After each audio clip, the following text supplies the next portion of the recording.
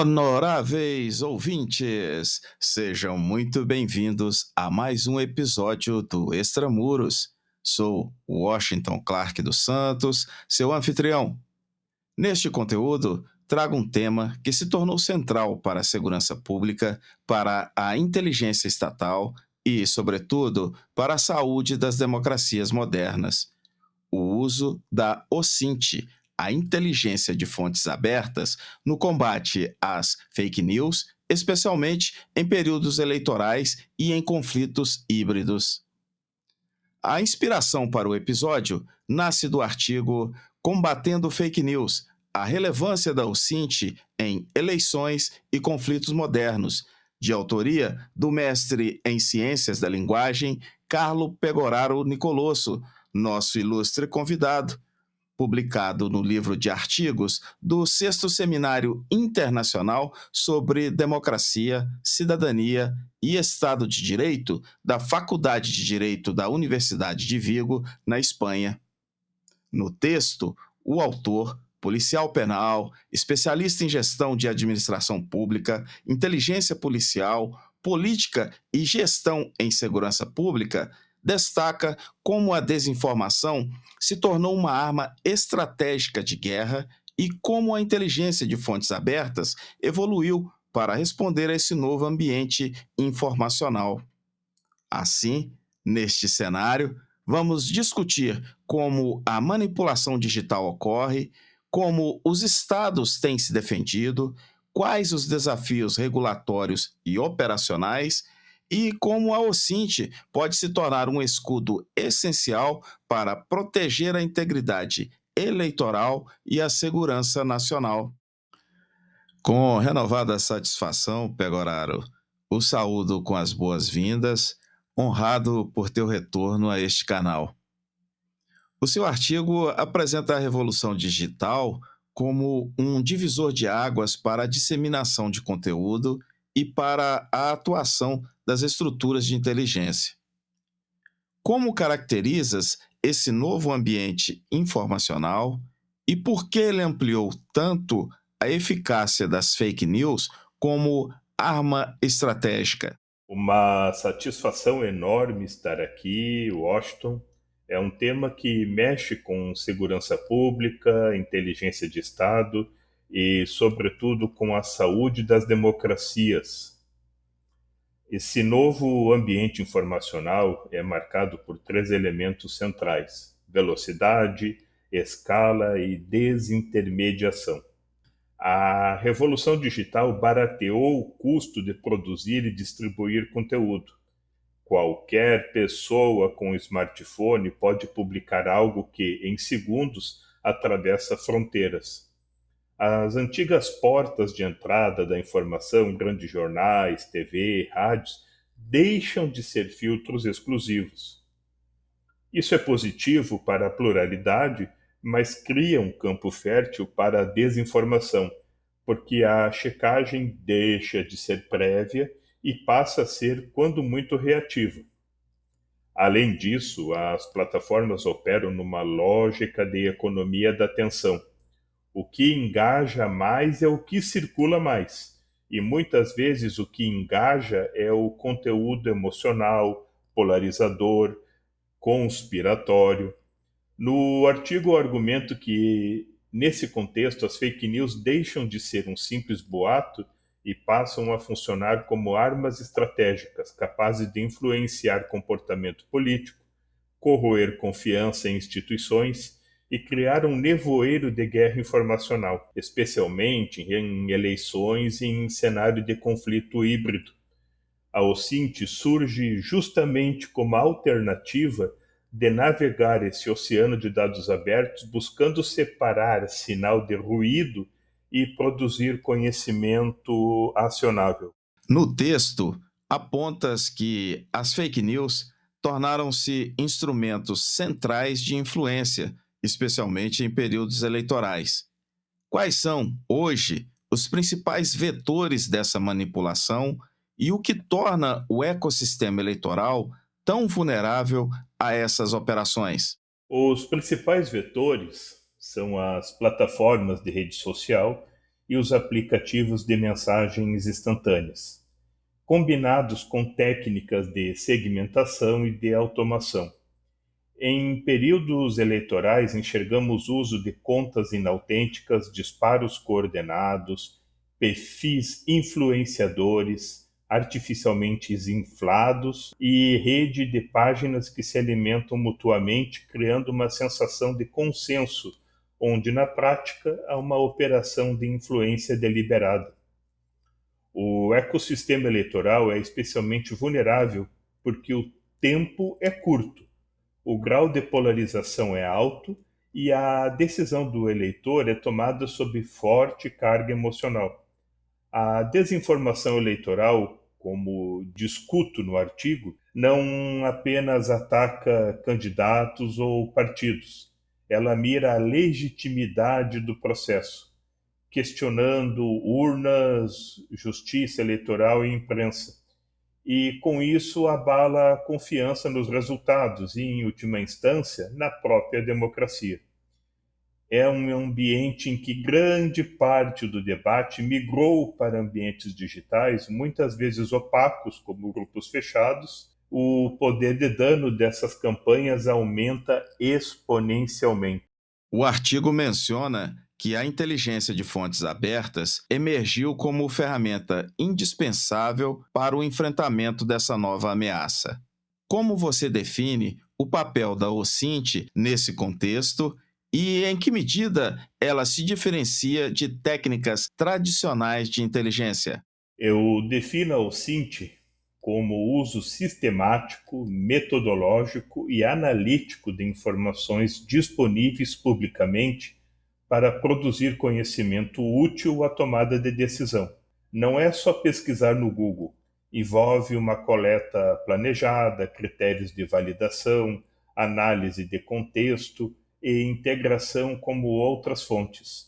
No cenário de desinformação, a OSINT permite mapear redes, rastrear a circulação de narrativas, identificar contas coordenadas, verificar a origem de imagem e vídeo, além de cruzar dados com bases oficiais e jornalísticas.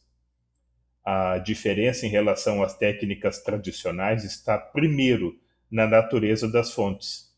Enquanto o MINT, SIGINT e COMINT dependem de acesso privilegiado ou sigiloso, a OSINT trabalha em tese com o que qualquer cidadão poderia alcançar, mas o faz com um nível de estrutura, de volume, de metodologia que foge do alcance individual.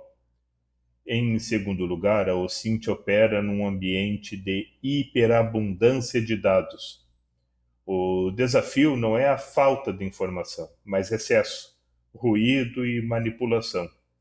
Por isso, no artigo, eu sustento que o OSINT não substitui as demais disciplinas da inteligência. Elas complementa, servindo de camada essencial em ambientes democráticos e digitais. Verifica-se que o Tribunal Superior Eleitoral tem adotado metodologias para rastrear redes coordenadas de fake news.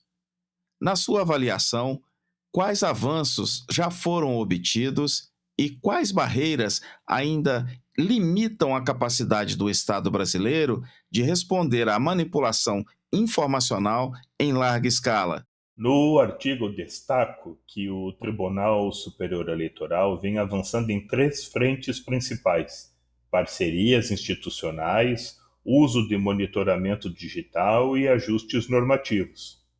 Houve a criação de programas específicos de enfrentamento à desinformação, com participação de plataformas digitais, agências de checagem, academia e órgãos de segurança.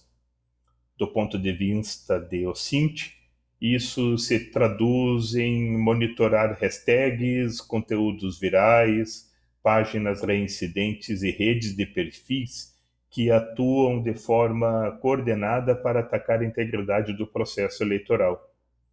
As barreiras, entretanto, são significativas.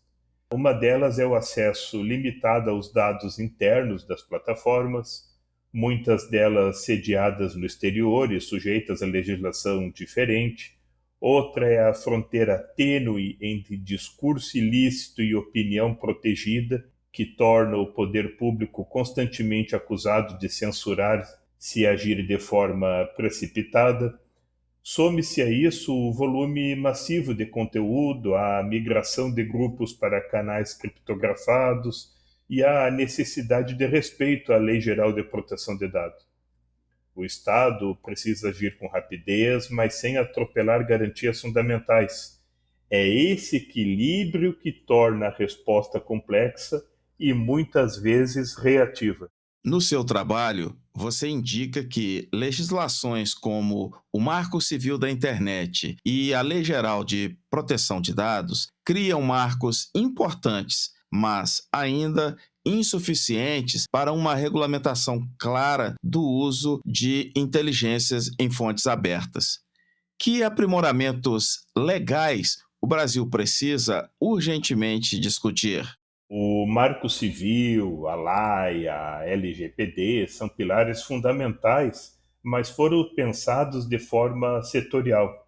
Proteção de dados, acesso à informação, responsabilidade de provedores. No artigo, eu argumento que falta uma regulamentação específica para as práticas de OSINT, especialmente quando realizadas por órgãos estatais e por entidades privadas que atuam em apoio ao Estado. Essa regulação deveria esclarecer o que é dado de acesso público em ambientes digitais, quais limites existem para agregação e perfilamento e quais salvaguardas precisam ser adotadas na coleta, armazenamento e compartilhamento dessas informações. Outro ponto é harmonizar de forma mais clara transparência e proteção de dados. A lei estimula a abertura de informações públicas. A LGPD, por sua vez, impõe limite aos tratamentos de dados pessoais, inclusive quando obtidos em fontes acessíveis ao público. A regulamentação de OSINT teria de estabelecer critérios de minimização de dados, prazo de guarda, mecanismo de auditoria e controles externos democráticos, evitando um Estado cego quando um Estado vigilante sem freios. Ao tratar dos riscos democráticos, você alerta para o desafio de equilibrar liberdade de expressão e combate à desinformação. Como evitar que ações de contenção de fake news sejam interpretadas como censuras e, ainda assim, garantir que a democracia seja protegida? O ponto-chave é deslocar o foco de uma polícia da verdade para uma defesa da integridade do processo democrático. No artigo, eu sustento que políticas de enfrentamento à desinformação devem priorizar a transparência de critérios, a possibilidade de recursos, a atuação multissetorial e o controle jurisdicional. Em vez de o Estado decidir sozinho o que é verdadeiro ou falso, o ideal é que atue em parceria com órgãos independentes, imprensa, comunidade acadêmica e sociedade civil, sempre com a prestação de contas clara. Outra forma de evitar a sensação de censura é concentrar esforços em comportamentos abusivos, e não apenas no conteúdo em si. Redes de contas inautênticas, uso de robôs, disparos em massa ilícitos, financiamentos opacos. Ao mesmo tempo, investir em educação midiática, como defendo nas conclusões, reduz a dependência de remoções e bloqueios, porque aumenta a capacidade do próprio cidadão de filtrar informações. Isso transforma o combate à desinformação numa política de fortalecimento democrático e não numa tecnologia de silenciamento. Seu estudo destaca a invasão russa na Ucrânia como caso emblemático de guerra híbrida, na qual a desinformação foi e é empregada em larga escala. Que lições esse conflito oferece para os países democráticos na construção de capacidades OSINT? O caso russo-ucraniano mostra que a batalha informacional começa muito antes do primeiro disparo. Campanhas de desinformação buscaram ao longo do tempo fragilizar a percepção internacional sobre a Ucrânia, explorar divisões internas e moldar narrativas justificadoras da intervenção. Ao mesmo tempo, vimos uma comunidade global de analistas, o CINT, jornalistas, pesquisadores, cidadãos organizados, usando imagens de satélite, vídeos em redes sociais e dados de tráfego para desmentir versões oficiais e documentar movimentações militares. A lição para a democracia é dupla. De um lado, é preciso integrar o CINT às estruturas formais de inteligência e defesa, reconhecendo que muito do que importa está em fontes abertas, inclusive para verificar violações de direitos humanos e potenciais crimes de guerra. De outro, é crucial ter mecanismos para proteger a própria sociedade contra operações de influência externas, combinando regulação, cooperação internacional e educação cívica. O conflito evidencia que quem ignora a dimensão informacional da guerra entra em campo já em desvantagem. O artigo também demonstra como governos e agências internacionais utilizam inteligência em fontes abertas para rastrear redes de disseminação, identificar perfis coordenados e analisar padrões de atuação. Tens detalhes de como essas metodologias funcionam na prática, incluindo exemplos concretos de técnicas aplicadas? De maneira geral, as metodologias envolvem três grandes etapas: coleta estruturada, análise de redes padrões e verificação cruzada. A coleta pode incluir monitoramento de hashtags, rastreio de sites compartilhados, definição de contas repetidamente envolvidas na disseminação de determinado tipo de conteúdo e agregação de dados públicos disponibilizados por plataformas ou por iniciativas de transparência. Na análise, é comum o uso de ferramentas de análise de redes sociais, que permitem visualizar comunidades, hubs de influência, contas ponte entre grupos distintos e comportamentos típicos de automação.